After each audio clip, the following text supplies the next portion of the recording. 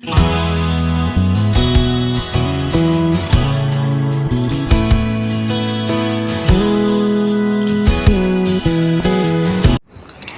बंधुरा मोनालिसा किचेने आमादेर सकलके स्वागत जानाई। आज के आमि बानाते चलेछि गुड़ो दूधेर पारफेक्ट गोलाप जामुन। गोलाप जामुन मिष्टिटी एमन एकटी मिष्टि, एटा सकलेरই खूब पछंदेर मिष्टि। जे कोनो अनुष्ठाने बोलुन किंबा पुजो पार्बण गोलाप जामुन तो थाकबेई, और एटा बानानो खूबই सहज। सामने फेस्टिवल सीजन आसছে, बाड़ीतेই কিভাবে पारफेक्ट नरम तुलतुले गोलाप जामुन बानिয়ে নেবেন आज আমি আপনাদেরকে কিছু সহজ টিপসের সাথে গোলাপ জামুন বানিয়ে দেখাবো। ভিডিওটি স্টেপ বাই স্টেপ দেখুন, তাহলে আপনারাও খুব সহজে বাড়িতে বানিয়ে নিতে পারবেন। তাহলে বন্ধুরা চলুন আর দেরি না করে গোলাপ জামুন বানানো শুরু করি। তার আগে আমার এই চ্যানেলে নতুন বন্ধু হলে চ্যানেলটিকে সাবস্ক্রাইব করে পাশে থাকা বেল আইকনটি প্রেস করে রাখুন আমার চ্যানেলের নিত্য নতুন রান্নার আপডেট পাওয়ার জন্য। গুঁড়ো দুধের গোলাপ জামুন বানানোর জন্য প্রথমে আমি 2 cup full fat milk powder বা গুঁড়ো দুধ নিয়েছি, আর দিয়ে দিচ্ছি 3 চামচ আটা। আজকে আমি ময়দা ব্যবহার করছি না, দিয়ে দিলাম আটা, আর দিয়ে দিচ্ছি হাফ চামচ বেকিং পাউডার, আর দিয়ে দিচ্ছি 2 চামচ ঘি। ঘি দেওয়ার পর সব উপকরণগুলো ভালোভাবে মাখিয়ে নিচ্ছি। এভাবে হাত দিয়ে খুব ভালোভাবে মাখিয়ে নিতে হবে।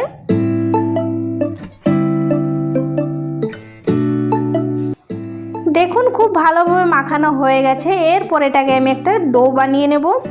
ডো বানাবার জন্য আমি এখানে কিছুটা উষ্ণ গরম দুধ নিয়েছি। দুধটা খুব বেশি ঠান্ডাও না আর খুব বেশি গরমও না, এটা উষ্ণ গরম দুধ। এরপর এই গুঁড়ো দুধের মধ্যে অল্প অল্প করে দিয়ে আমি একটা সফট ডো বানিয়ে নেব। আপনারা চাইলে জল দিয়েও ডোটা বানিয়ে নিতে পারেন, কিন্তু দুধ দিয়ে বানালে খুব সুন্দর একটা টেক্সচার আসবে।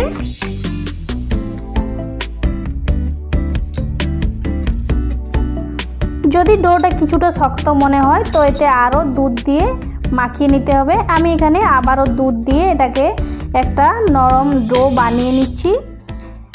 এটা একটু নরমে মাখিয়ে নিতে হবে, কারণ যখন এটা আমরা রেস্টে রেখে দেবো তখন ডোটা আরও কিছুটা শক্ত হয়ে যাবে। তার জন্য আমি এতে আরও দুধ দিয়ে দিয়ে একদম নরম একটা ডো বানিয়ে নিচ্ছি।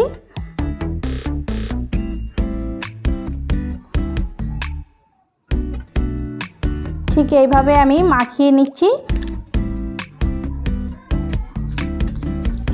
দেখুন ঠিক এই রকম রয়েছে। এরপর এটাকে আমি ঢাকা দিয়ে 3 থেকে 4 মিনিটের জন্য রেস্টে রেখে দেব। ততক্ষণে আমি চিনি সিরাপটা বানিয়ে নেব। চিনি সিরাপ বানানোর জন্য আমি এখানে নিয়েছি 1 বাটি চিনি, আর এই বাটিতে দিয়ে দিচ্ছি 1 বাটি জল। এই বাটিতে 250 গ্রাম চিনি রয়েছে। চিনিটাকে অল্প নাড়িয়ে নিতে হবে, নয়তো কড়াইয়ের তলাতে লেগে যেতে পারে। চিনিটা অল্প নাড়িয়ে নেওয়ার পর আমি চিনি সিরাপটা ফোটার জন্য ওয়েট করব। চিনি সিরাপটা অল্প ফুটে উঠেছে। এরপর আমি এতে দিয়ে দিচ্ছি কয়েকটা এলাইচি। এলাইচির মুখগুলো আমি ফাটিয়ে নিয়েছি। এরপর দিয়ে দিচ্ছি এতে হাফ চামচ ভিনিগার। ভিনিগার যদি না থাকে তো পাতিলেবুর রস হাফ চামচ দিয়ে দিতে পারেন। ভিনিগার কিংবা পাতিলেবুর রস যদি দেওয়া হয় তাহলে চিনি সিরাপটা জমে যায় না, একই রকম থাকে, আর চিনি সিরাপটাকেও অনেকটা পরিষ্কার করে দেয়। দিয়ে দিচ্ছি অল্প পরিমাণে কেশর। কেশরটা অপশনাল, আপনারা চাইলে না দিতেও পারেন। কেশরটা দিলে চিনি সিরাপটা খুব সুন্দর ফ্লেভার আসে আর কালারটাও দেখতে খুবই ভালো লাগে। চিনি সিরাপটা ভালোভাবে ফুটে উঠেছে। যখন দেখবেন চিনি সিরাপটা অল্প চিপচিপে হয়ে গেছে, সেই পর্যায়ে আমি গ্যাসের আঁচটা বন্ধ করে দেব। খেয়াল রাখবেন চিনি সিরাপটা খুব বেশি ঘন যেমন না হয়ে যায়। খুব বেশি ঘন হয়ে গেলে মিষ্টিগুলোতে ভালোভাবে রস ঢুকবে না। এদিকে গুঁড়ো দুধের ডোটা 4 মিনিট রেস্টে রাখার পর আমি বোলের থেকে উঠিয়ে একটা মসৃণ পাটার ওপর নিয়ে নিচ্ছি। 4 মিনিট রেস্টে রাখার পরও যদি ডোটা শক্ত মনে হয় তো এতে আবারও দুধ দিয়ে ভালোভাবে মাখিয়ে একটা সফট ডো বানিয়ে নেবেন। এরপর এটাকে আমি অল্প ম্যাশ করে নেব। খুব বেশি ম্যাশ করার কিন্তু দরকার নেই, অল্প ম্যাশ করে নিলেই হবে।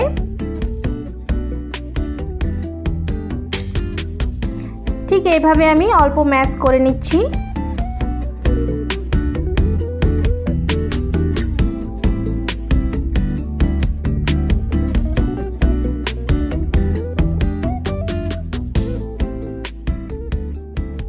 খুব ভালোভাবে অল্প ম্যাশ করে নেওয়ার পর আমি লেচি কেটে নিচ্ছি।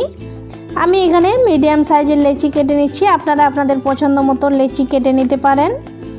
আমি এখানে মিডিয়াম সাইজের কাটছি, কারণ এগুলো তেলে ভাজার পর এগুলো আরও বড় হয়ে যাবে।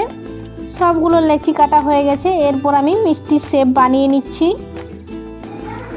এভাবে দু হাত দিয়ে গোল গোল করে মসৃণ করে পাকিয়ে নিতে হবে। চেষ্টা করবেন পাকানোর সময় যেন কোনো ফাটল না থাকে। এভাবে গোল গোল করে মসৃণ করে পাকিয়ে নিচ্ছি।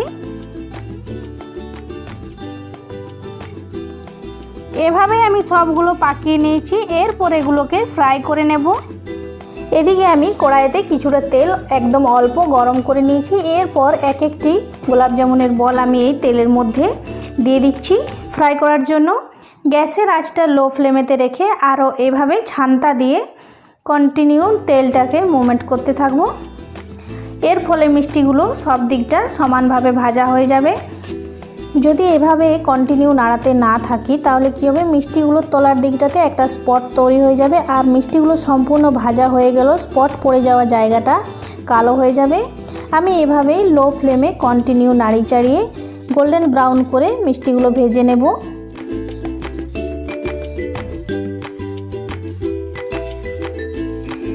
দেখুন কালারটা অনেকটাই চেঞ্জ হয়ে আসছে। এভাবেই আমি কন্টিনিউ নাড়িয়ে নাড়িয়ে লো ফ্লেমে ভেজে নিচ্ছি।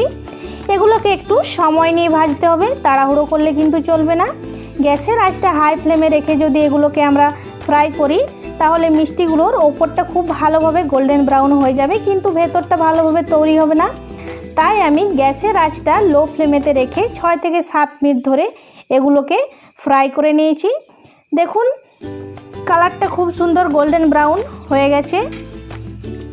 এরপর এগুলোকে উঠিয়ে গরম চিনির সিরাপের মধ্যে দিয়ে দিচ্ছি। এরপর এগুলোকে একটু আমি নাড়িয়ে নিচ্ছি। ঠিক একইভাবে বাকি ব্যাচটিকেও ফ্রাই করে নেব।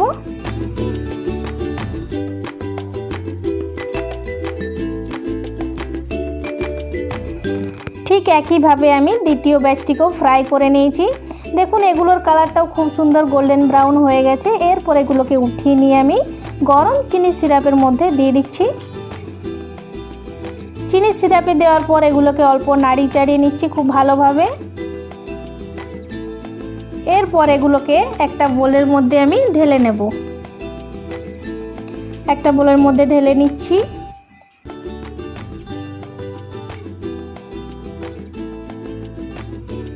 ঢেলে নেওয়ার পর এগুলোকে আমি ঢাকা দিয়ে 5 থেকে 6 ঘন্টার জন্য রেস্টে রেখে দেব।